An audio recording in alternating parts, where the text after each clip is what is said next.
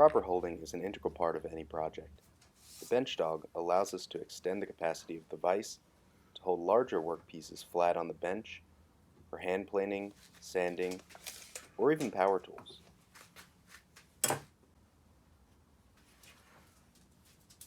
I'll start by laying out the location of the dog holes on the vise jaw. I'm going to be using a marking gauge here to ensure that each of the dog holes is parallel to the vise jaw front. This is going to allow us to have even clamping pressure when holding larger work pieces in place.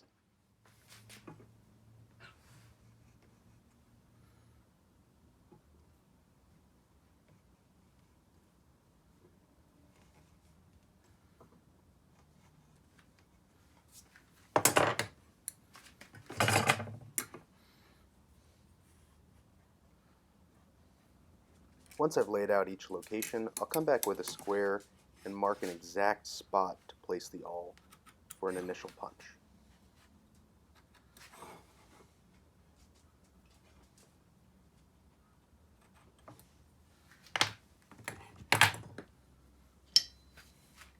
These punches will give me a clean start when I drill each hole.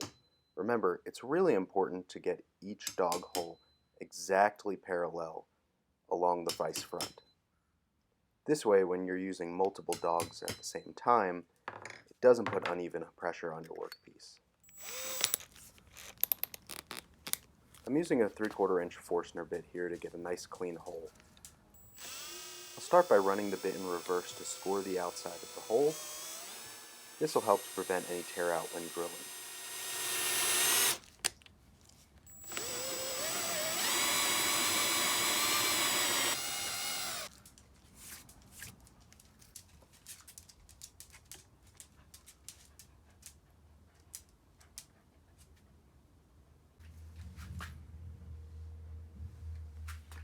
It's really important to keep the drill bit at exactly 90 degrees. The ideal situation here would have been to drill these at the drill press before attaching this to the vise, but I didn't think ahead and I'm too lazy to take it off, so here we are.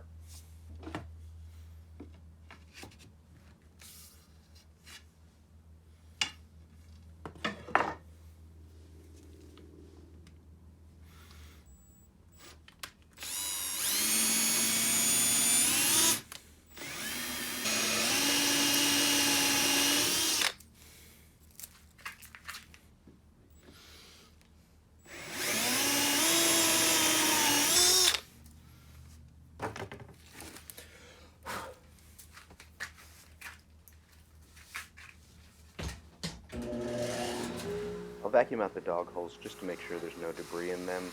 This way, when I put the dowel in to start measuring for the length of the bench dog, I won't have anything impeding it.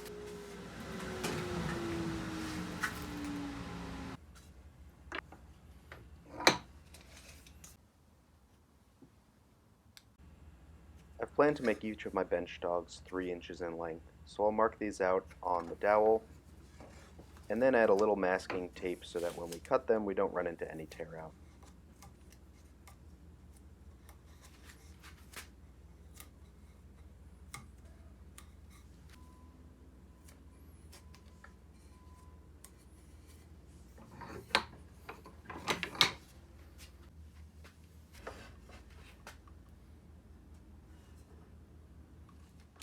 I'll cut these at the miter saw, but of course you can also do it at the table saw or by hand.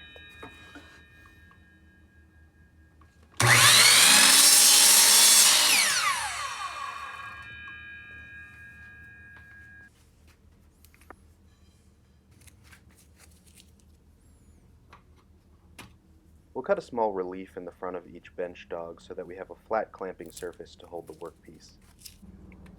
Once we remove the tape, we can start the layout for our cut.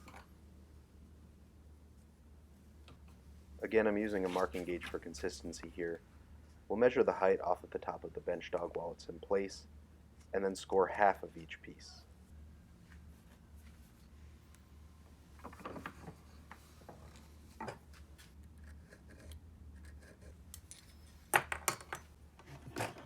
After scoring the cut line, I'll actually use the chisel to make a slight relief here so we have a place to start the curve.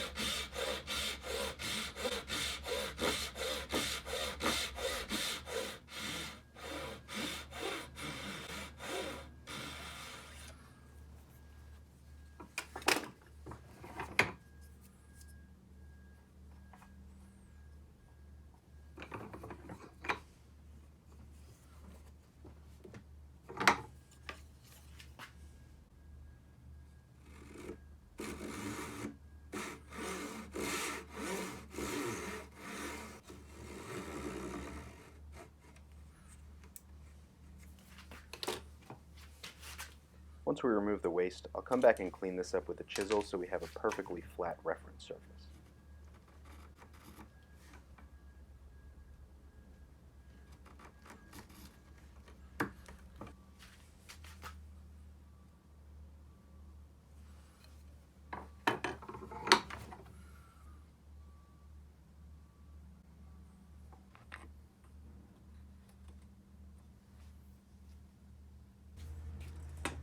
Once we finish cutting all the bench dogs, I'll come back and use a square to lay out the location of the dog holes in the workbench.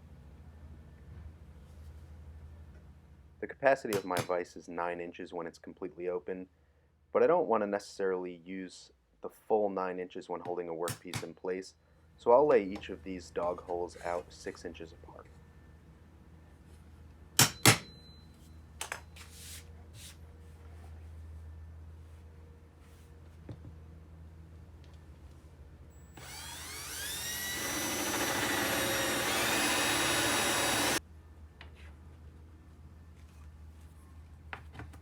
And there we have it.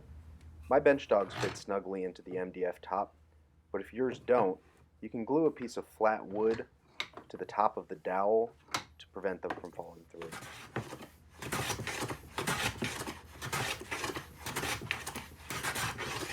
I always enjoy making plane shavings with no agenda, so testing this out was a treat.